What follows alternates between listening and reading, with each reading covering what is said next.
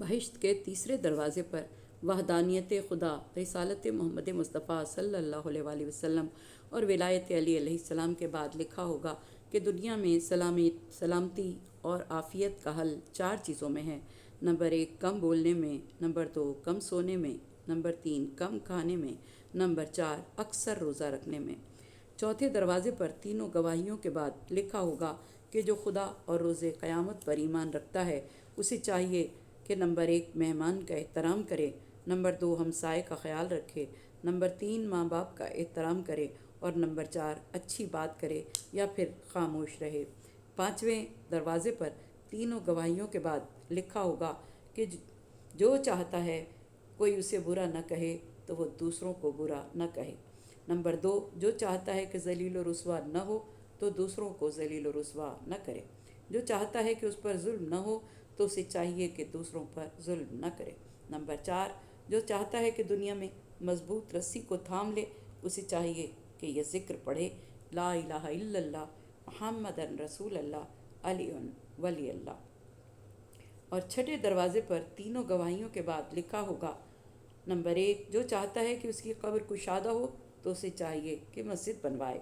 Number 2 जो चाहता है कि कब्र में उसके जिस्म को कीड़े न खाएं उसे चाहिए कि मस्जिदों में आमद व रफ्त रखे और दिन रात का कुछ हिस्सा मसाजिद में गुजारे। नंबर 3 जो चाहता है कि कब्र में उसका बदन सही व सालिम रहे तो वो मसाजिद में फ़र्श का बंदोबस्त करे। नंबर 4 जो चाहता है कि जन्नत में अपने मकाम को दुनिया ही में देख ले तो उसे चाहिए कि मसाजिद से उनसो उल्फत रखे। नंबर 7 बहिश्त के 7वें दरवाज़े पर तीनों गवाहियों के बाद लिखा होगा कि नूरानी क़ल्ब 4 चीज़ों में है। नंबर 1 मरीज़ों की अयादत में, नंबर 2 तशी जनाजा में, नंबर 3 कफन ख़रीद कर रखने में, नंबर 4 कर्ज़दारों के कर्ज़ लौटाने में। बहिश्त के 8वें दरवाज़े पर पहली 3 गवाहियों के बाद लिखा होगा, जो चाहता है कि बहिश्त के तमाम दरवाज़े उसके लिए खोल दिए जाएं उसे चाहिए कि 4 चीज़ों की आदत रखे। नंबर 1 सदका देना, नंबर 2 सखावत करना, नंबर 3 हुस्न इखलाक के साथ पेश आना और नंबर 4 बंदगाने खुदा को अज़ियत व आज़ार देने से दूरी इख्तियार करना। और फिर इसके बाद इरशाद रब्बुल इज़्ज़त हो रहा है कि और ए मुजरिमों आज तुम छुट कर अलग हो जाओ। हुज़ूर अकरम सल्लल्लाहु अलैहि वसल्लम ने फरमाया कि जिब्राईल अमीन ने ख़बर दी है कि बहिश्त की खुशबू 1000 साल के फासले तक भी महसूस होगी सिवाय 7 अफराद के। नंबर 1 जो वालदैन का आक़शुदा हो, नंबर 2 क़तई रहमी करने वाला, नंबर 3 ज़नाकार बूढ़ा, नंबर 4 जो फ़ाखरा लिबास पहनकर दूसरों पर फ़ख्र करता है, नंबर 5 फितना फैलाने वाला, नंबर 6 एहसान जता कर काम करने वाला, नंबर 7 दुनिया से कभी भी शिकम सैर न होने वाला, यानी जिसका कभी पेट ही न भरता हो। इसीलिए वज़ू की दुआओं में जो दुआ नाक में पानी डालते वक्त मुस्तहब है वो ये है कि अल्लाह मुझ पर बहिश्त की खुशबू को हराम न करना और मुझे उनमें से करार देना जो बहिश्त की खुशबू और शादाबी और पाकीज़गी को सूंघ सकते हों। अब्दुल्ला बिन सलाम ने हुज़ूर अकरम सल्लल्लाहु अलैहि वसल्लम से सवाल किया कि दोज़ख की आग कैसी है। आपने इरशाद फरमाया कि दोज़ख की आग को 1000 साल तक किस तरह रोशन किया गया कि वो सुर्ख हो गई, उसके बाद 1000 साल मज़ीद इस तरह दहकाया गया कि वो सफ़ेद हो गई, फिर 1000 साल मज़ीद उसे इस तरह से दहकाया गया कि वो स्याह हो गई। लिहाजा वो स्याह आग जब ग़ज़ब परवरदिगार से मिली तो कभी भी ख़त्म होने वाली नहीं है और इस आग से ज़रा भी दुनिया पर आ पड़े तो मशरिक़ से मग़रिब तक तमाम चीज़ों को खाकस्तर कर दे। और दोज़ख के 7 तबक़ात हैं। पहला तबक़ा मुनाफ़िकों के लिए है, दूसरा तबक़ा मजूसियों के लिए है, तीसरा तबक़ा नसारा के लिए यानी ईसाइयों के लिए है, चौथा तबक़ा यहूदियों के लिए है, पाँचवा तबक़ा सक़र है, छठा तबक़ा सईर है, सातवां तबक़ा जो गुनाहने कबीरा करने वालों के लिए है। जन्नत और दोज़ख के दरमियान 30,000 साल की मसाफ़त है। जहन्नुम में सक़र और सिज्जीन नाम के 2 गहरे गड्ढे हैं जो बहुत गहरे हैं। सक़र कुरान मजीद में 4 मरतबा इस्तेमाल हुआ है, لفظ سجین 2 مرتبہ استعمال ہوا ہے۔ قرآن مجید میں 3 بار زقوم کا لفظ آیا ہے جو کہ جہنمی لوگوں کی غذا ہوگی۔ زقوم کڑوی، بدبودار، نفرت آمیز ہے، جیسا کہ سورہ غاشیہ کی آیت نمبر 6 اور 7 میں ارشاد ہوا ہے، یعنی جہنمی لوگوں کی غذا سوائے زغی یعنی خشک، کڑوی، بدبودار چیز کے کچھ نہیں ہوگی۔ اگر زقوم اور سری کا ایک قطرہ بھی دنیا کے پانی میں گر جائے تو دنیا والے اس کی بو سے ہلاک ہو جائیں گے۔ جو لوگ خدا کی نشانیوں کو جھٹلاتے اور تکبر کرتے ہیں ان کا بہشت میں داخلہ ممنوع ہوگا۔ مقام سخر میں جانے والوں کے بارے میں سورہ مدثر آیت نمبر 38 سے 48 تک میں ارشاد رب العزت ہوا کہ ہر شخص اپنے اعمال کی وجہ سے گروی ہے سوائے دائیں ہاتھ میں نامہ اعمال پانے والوں کے۔ خدایا تو ہمیں دائیں ہاتھ کے نامہ اعمال پانے والوں میں شمار کرنا۔ جو بہشت کے باغات میں ہوں گے اور مجرمین سے پوچھیں گے کہ کیا چیز تمہارے دوزخ میں جانے کا سبب بنی، وہ کہیں گے کہ 4 باتیں۔ نمبر 1، ہم نماز پڑھنے والوں میں سے نہیں تھے۔ نمبر 2، غریبوں کی مدد نہیں کرتے تھے۔ نمبر 3، ہمیشہ اہل باطل کے ساتھ رہا کرتے تھے۔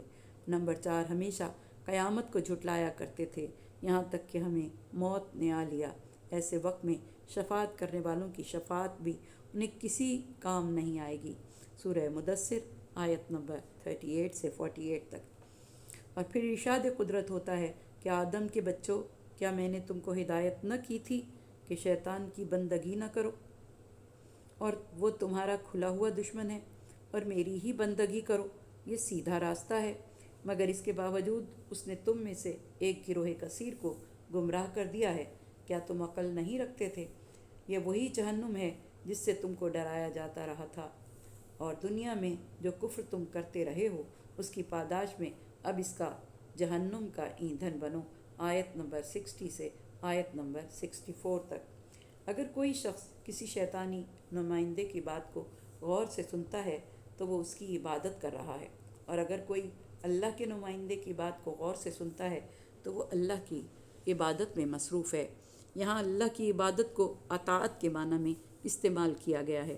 شیطان کو صرف سجدہ کرنا ہی ممنوع نہیں ہے، بلکہ اس کی اطاعت کرنا، اس کے حکم کی تابعداری کرنا بھی منع ہے۔ عبادت بمانی اطاعت، اسی لیے حکم دیا گیا ہے کہ اطیعوا اللہ و اطیعوا الرسول واولی الامر منکم۔ رسول اور صاحبان امر کی اطاعت ہی اللہ کی عبادت ہے، کیونکہ وہ اللہ کے معصوم نمائندے ہیں۔ وہ حکم خدا کو پہنچانے میں کوئی کمی بیشی نہیں کرتے۔ ملائکہ نے حضرت آدم کو اللہ کے حکم سے سجدہ کیا۔ یہ اللہ کے سوا کسی کی عبادت نہیں تھی۔ کسی کی اطاعت عبادت صرف اسی صورت میں ہوگی اگر وہ خدا کا نمائندہ ہو۔ اگر اطاعت ایسے شخص کی جائے جو نفس کا غلام ہو، وہ خود شیطان ہے اور اس کا نمائندہ بھی ایک شیطان ہے، تو اس کی اطاعت شیطان کی عبادت ہے۔ اللہ تعالیٰ نے اولاد آدم سے لیے ہوئے وعدے کی یاد دہانی کرواتے ہوئے فرمایا ہے کہ ہم نے تم سے عہد لیا تھا کہ تم شیطان کی پرستش نہیں کرو گے، کیونکہ وہ تمہارا کھلا دشمن ہے۔ سورہ اعراف کی آیت نمبر 27 میں ارشاد ہوا کہ اے اولاد آدم، شیطان تمہیں دھوکہ نہ دے جس طرح سے اس نے تمہارے ماں باپ کو جنت سے نکلوایا تھا اور ان کا لباس ان کے بدن سے اتروا دیا تھا تاکہ ان کی شرمگاہ کو ان پر ظاہر کر دے۔ وہ اور اس کے پیرو تو تمہیں دیکھتے ہیں لیکن تم انہیں نہیں دیکھتے۔ اچھی طرح جان لو کہ ہم نے شیطان کو ایسے لوگوں کا دوست اور اولیاء قرار دیا ہے جو ایمان نہیں لاتے۔ جو لوگ اللہ تعالیٰ کی اطاعت کرتے ہیں، اس کے فرمان کی پیروی کرتے ہیں، وہی صراط مستقیم پر گامزن ہیں۔ اللہ تعالیٰ واجبات کا حکم دیتا ہے اور حرام کام سے منع کرتا ہے۔ حلال کام کو انجام دینا اور حرام کام سے بچنا یا اسے ترک کرنا ہی حقیقت میں صراط مستقیم ہے، اور صراط مستقیم پر چلنا ہی خدا کی سب سے بڑی عبادت ہے۔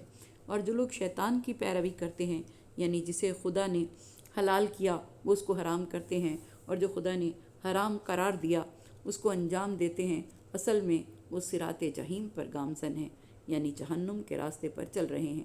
شیطان انسان کا کھلا دشمن ہے، ایسا دشمن جو دائیں سے بھی آتا ہے، بائیں سے بھی آتا ہے، آگے سے بھی، پیچھے سے بھی۔ یہ شیطان ہے جس نے انسان کو گمراہ کیا، کبھی فرعون، کبھی نمرود، کبھی حامان بنایا۔ گزشتہ لوگوں پر عذاب کا سبب بھی یہی شیطان رہا۔ ایسے دشمن سے ہر لمحے ہوشیار رہنا چاہیے، نہ کہ اس کو اپنا رہبر اور ولی بنا لیا جائے۔ مولا کائنات علیہ السلام کا فرمان ہے کہ اے خدا کے بندو، خدا کے اس دشمن سے ڈرتے رہو، کہیں ایسا نہ ہو کہ وہ تمہیں غرور اور تکبر میں مبتلا کر دے اور آواز دے کر حرکت میں لے آئے اور اپنے سوار اور پیادہ لشکر کے ذریعے تمہیں اپنا بنا لے۔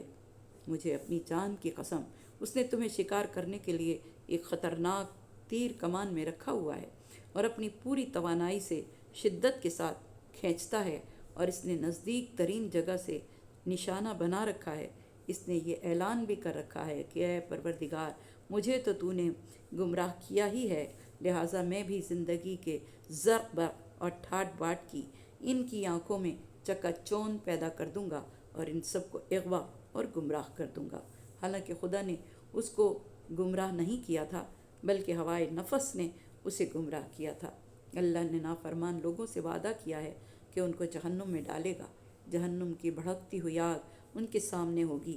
اہل جہنم کو مخاطب کر کے ارشاد ہوتا ہے کہ یہ وہی آگ ہے، یہ وہی دوزخ ہے جس کا تم سے وعدہ کیا جاتا رہا ہے۔ آج تم اس میں داخل ہو جاؤ اور اس میں جلو، اس کفر کی وجہ سے جو تم کیا کرتے تھے۔ دوزخ کے دروازوں کا ذکر کرتے ہوئے مولا کائنات نے فرمایا کہ دوزخ کے 7 دروازے ہیں، 7 طبقات کی صورت میں۔ پھر آپ نے ایک ہاتھ کو دوسرے ہاتھ پر رکھتے ہوئے بتایا کہ اس طرح سے۔ پھر فرمایا خدا نے جہنم کو 7 اوپر تلے طبقات میں قرار دیا ہے۔ سب سے نچلے طبقے کا نام جہنم ہے، اس سے اوپر کے طبقے کا نام لظی ہے، اس سے اوپر کے طبقے کا نام حطمہ ہے، اس سے اوپر کے طبقے کا نام سقر ہے، اس سے اوپر کے طبقے کا نام سعیر ہے، اس سے اوپر کے طبقے کا نام حاویہ ہے، اور منافقین جہنم کے سب سے نچلے طبقے میں قرار دیے جائیں گے۔ سورہ نساء کی آیت نمبر 145۔ امام جعفر صادق علیہ السلام نے فرمایا کہ بعض علماء جو اپنے علم کو دوسروں تک نہیں پہنچاتے اور نہیں چاہتے کہ کوئی ان سے فائدہ اٹھائے، وہ جہنم کے سب سے نچلے طبقے میں قرار دیے جائیں گے۔ لفظ جہیم قرآن پاک میں 25 بار آیا، لظی قرآن پاک میں 1 بار آیا، سقر قرآن پاک میں 4 بار استعمال ہوا، حطمہ قرآن پاک میں 2 بار استعمال ہوا، حاویہ کو خدا نے 1 بار استعمال کیا، سعیر کو 8 بار استعمال کیا، اور جہنم کو قرآن پاک میں 77 بار 77 ٹائمز استعمال کیا۔ دوزخ کے پہلے دروازے پر لکھا ہوگا، جو خدا سے امید رکھتا ہے وہ سعادت مند ہے، جو خدا سے ڈرتا ہے وہ عذاب سے امن میں رہتا ہے۔ نمبر 2، دوزخ کے دوسرے دروازے پر لکھا ہوگا، جو قیامت کے دن اوریاں نہیں اٹھنا چاہتا، اسے چاہیے کہ دنیا کے برہنہ ضرورت مندوں کو لباس پہنائے۔ جو یہ چاہتا ہے کہ قیامت کے دن پیاسا نہ رہے، دنیا میں پیاسوں کو پانی پلائے۔ جو یہ چاہتا ہے کہ قیامت کے دن بھوکا نہ رہے، دنیا میں بھوکوں کو کھانا کھلائے۔ دوزخ کے تیسرے دروازے پر لکھا ہے کہ خدا جھوٹوں پر لعنت کرے، خدا بخیل لوگوں پر لعنت کرے، خدا ظالم لوگوں پر لعنت کرے۔ جہنم کے چوتھے دروازے پر لکھا ہوگا، خدا ذلیل کرے اس کو جو اسلام کی توہین کرتا ہے، خدا ذلیل کرے اسے جو اہل بیت پیغمبر کی توہین کرتا ہے، خدا ذلیل کرے اسے جو لوگوں پر ظلم کرنے میں ظالموں کی مدد کرتا ہے۔ دوزخ کے 5ویں دروازے پر لکھا ہے، اپنی خواہشات کی پیروی نہ کرو جس کا نتیجہ ایمان سے دوری ہے، زیادہ فضول اور بے مقصد کلام نہ کرو جس کا نتیجہ خدا کی رحمت سے دوری ہے، اور ظالم کی مدد نہ کرو۔ دوزخ کے 6 دروازے پر لکھا ہے، میں شب زندہ دار عابدوں پر حرام ہوں، میں صدقہ دینے والوں پر حرام ہوں، میں روزے داروں پر حرام ہوں۔ دوزخ کے 7ویں دروازے پر لکھا ہے، قبل اس کے کہ تمہارا محاسبہ کیا جائے اپنا محاسبہ خود کر لو، قبل اس کے کہ تمہاری ملامت ہو خود اپنے اوپر ملامت کر لو، قبل اس کے کہ تم میں دعا کی قدرت نہ رہے دعا کر لو، بارگاہ پروردگار دو عالم میں راز و نیاز کر لو۔